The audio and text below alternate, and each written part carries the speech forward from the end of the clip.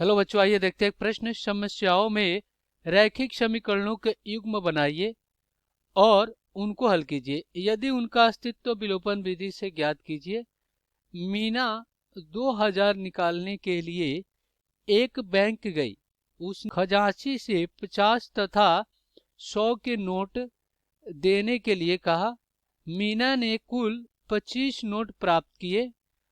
ज्ञात कीजिए कि उसने 50 और 100 के कितने कितने नोट प्राप्त किए। तो अब हम क्या करेंगे, यहाँ पे मुख्य अवधारणा लिखेंगे। मुख्य अवधारणा, तो ये क्या होगा इस प्रश्न के लिए। तो देखिए, यहाँ पे कह रहा है कि इसको विलोपन विधि से हमें हल करना है। तो विलोपन विधि क्या होता है ये जान लेते हैं। सबसे पहले तो हम क्या करेंगे, दो समीकरण लिखेंगे। चलिए, एक समीकरण x प्लस वाई ले लेते हैं बराबर a, और एक समीकरण x माइनस वाई बराबर b ले रहे हैं। अब ये एक है और ये दो है और हमें इसको विलोपन विधि से हल करना है। तो हम क्या करते हैं, विलोपन विधि में किसी एक चर राशि को विलुप्त कर देते हैं। और वो विलुप्त कब होता है, जब दोनों समीकरण में उस चर राशि का गुणांक समान हो और गुणांक समान हो। तो यहाँ पे देखिए, इनके दोनों के गुणांक समान है।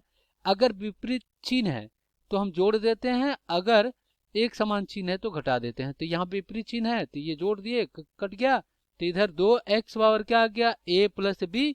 तो यहाँ से x पावर क्या आ गया, a प्लस बी और बटा में 2। अब इसका मान किसी भी समीकरण में रखकर हम y का मान ज्ञात कर लेते हैं। अब आते हैं प्रश्न पे।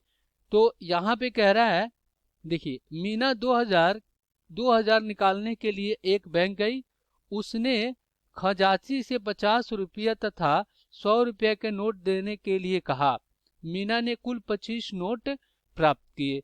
तो हम क्या करेंगे, यहाँ पे लिखेंगे हल, और यहाँ पे हम क्या कर लेंगे, मानेंगे। माना 50 नोटों की संख्या, 50 नोटों की संख्या क्या है, x है।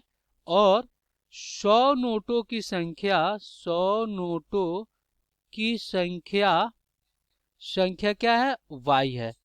तो यहाँ पे हम क्या करेंगे, शर्त एक से पहला शर्त क्या है इसका, कि देखिए यहाँ पे जो नोटों का योग है वो कितना है। तो यहाँ पे नोटों का कुल योग कितना है, 25 है। यानी 100 और 50 के नोट का योग क्या है, 25 है। तो x प्लस वाई बराबर क्या हो जाएगा, 25। ये आपका समीकरण एक बन गया। अब यहाँ पे शर्त दो से, यहाँ पे दूसरा शर्त क्या है, प्रश्न में कह रहा है कि देखिए 2000 में कितने 50 के और कितने 100 के नोट है। तो नोट को x माना है तो ये हो जाएगा 50x, और 100 के नोट को y माना है तो ये हो जाएगा 100y, और बराबर कितने हैं, 2000 है। ये समीकरण आपका 2 हो गया। करेंगे दोनों समीकरण को विलोपन विधि से हल करेंगे। तो यहाँ पे लिखेंगे विलोपन विधि से। अब इसमें हम क्या करेंगे, देखिए दोनों के जो गुणांक है वो सामान्य है किसी चर राशि का। तो हम क्या करेंगे, समीकरण एक में 50 से गुणा कर देंगे। तो यहाँ पे लिखेंगे समीकरण एक में गुणा करेंगे किससे, 50 से। तो ये हो जाएगा 50x प्लस 50y, और बराबर में क्या हो जाएगा, 25 पचे, देखिए यहाँ पे 50 और गुणे में 25, 25 जीरो जीरो, और 25 पचे 125। तो ये हो जाएगा आपका 1250। तो यहाँ पे लिखेंगे 1250। और समीकरण दो क्या है आपका, ये है 50x प्लस 100y, और बराबर में कितना है, 2000 है, समीकरण दो। अब इसमें हम क्या करेंगे, घटा देंगे। तो माइनस माइनस ये माइनस, ये क्या हो गया आपका, कट गया। इधर से क्या आ गया, -50y, और इधर से आपका कितना आ गया, यहाँ पे 2000 में से 1250 घटाएंगे तो -750 आ जाएगा। माइनस से माइनस कट गया, तो y बराबर क्या आ गया, y बराबर आ गया 750 और बटा में 50। तो यहाँ पे क्या हो जाएगा, अगर इसको कटाते हैं तो ये 15 बार में क्या हो जाएगा, कट जाएगा। तो फिर यहाँ पे y का मान कितना आ गया, 15 आ गया। अब हम क्या करेंगे, इसका मान समीकरण एक में रख देंगे। तो यहाँ पे समीकरण क्या है, x प्लस वाई बराबर 25 है। तो यहाँ पे जब रखेंगे तो ये हो जाएगा x प्लस 15 और बराबर में 25। तो x का मान कितना आ गया, ये आ गया 25 माइनस 15। तो x बार कितना आ गया, 10 आ गया। तो इस प्रकार, तो यहाँ पे लिखेंगे अतः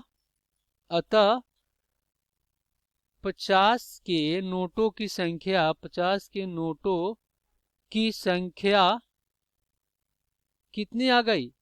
10 आ गई। और 100 के नोटों की संख्या कितनी आ गई? ये 15 आ गई। तो यही आपका क्या हो जाएगा? उत्तर हो जाएगा। आशा करते हैं बच्चों ये प्रश्न आपको समझ में आया होगा। धन्यवाद।